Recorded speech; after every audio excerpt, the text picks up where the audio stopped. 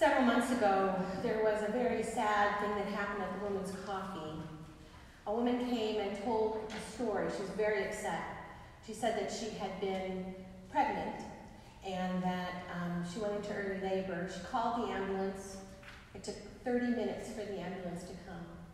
And then it was another 30 minutes to get her to Boardman because, as many of you know, that is the only place in this area that has maternity care. People from East Liverpool have to come to Boardman to have their babies. Her baby did not survive the trip. She was upset. She was angry. Of course she was. We were too. We heard this story and we were frustrated at all of the injustice that it contained. And one of the good things that came out of this was a group of us went to the hospital, went to Boardman and talked to the maternity services people and said, what can we do about this situation? We don't know the exact facts here. We're not blaming anybody, but what can we do? And they were so glad we came and so responsive. And they have started coming to the Women's Coffee and bringing health workers and talking to the women there and answering their questions.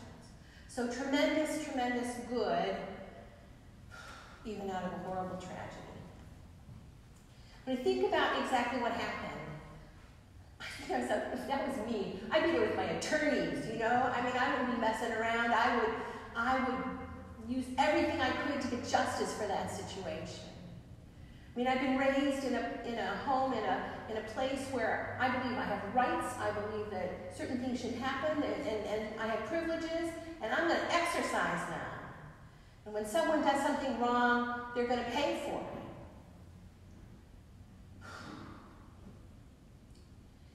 So when I think about the fact that this is the second worst, we have in our valley, the second worst Black infant mortality rate in the country,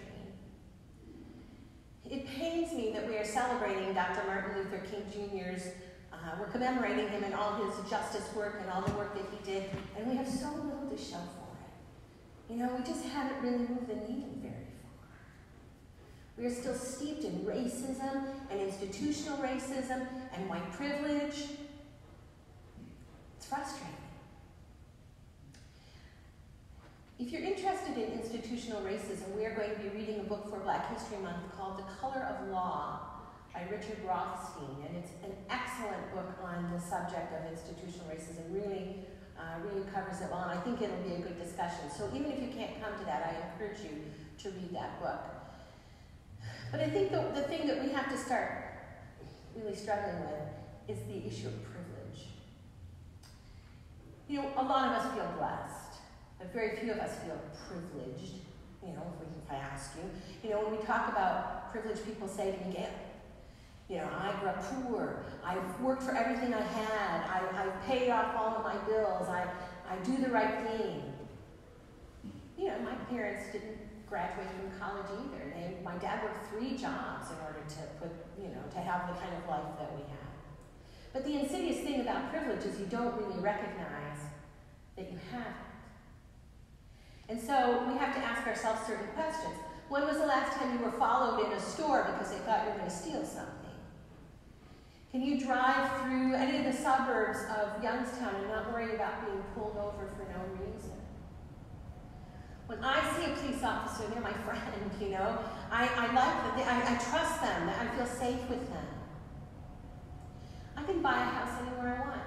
And even though it was a pain in the neck, I got a home loan without much work. You know, I mean, I didn't have to struggle for that. I got the loan, I got the house. I can get any benefit that comes to me. My race does not ever disqualify me for anything.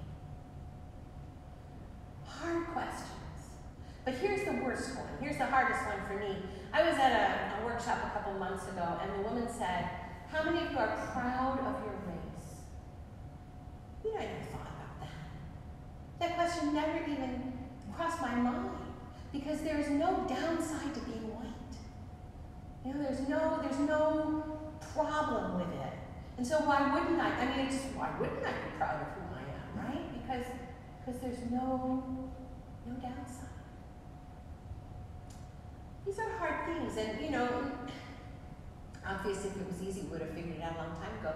But they're questions that we have to grapple with. They're issues that we have to struggle with, because until we do, there's going to be the kind of racism that we still experience today. And that's totally unacceptable in all of our fights for justice and for equality for everyone. So last week in the gospel, we were in the Gospel of Matthew, and we heard Jesus be baptized, and the skies opened up, and the Holy Spirit came down like a dove and alighted on his head, and God said, "This is my Son, who I am well pleased with." Today, the story continues in the Gospel of John. John the Baptist is with his disciples. He's teaching them. He had disciples too. And he says to them, when Jesus passed by, "That is the one we've been waiting for. He is the Lamb of God." He teaches them. I saw the Spirit come down on him. I heard God call him the Son of God.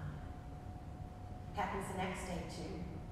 And his disciples are intrigued, and so they follow Jesus. And Jesus asks the critical question, what are you looking for? What are you looking for? What do you want from me? And we know what they want. We know those early disciples wanted freedom and justice. We know those early disciples were oppressed by the Roman Empire, were not free. And they wanted someone who was going to lead them out of that, who was going to restore Israel to its former glory, where God would be at the center, at the very heart of all that they did. That's what they were looking for. So they follow Jesus and they're intrigued. And my hero in this story is Andrew. He's my hero. He goes and gets his brother and says, "We found him. This is the guy. You have got to come and meet this guy."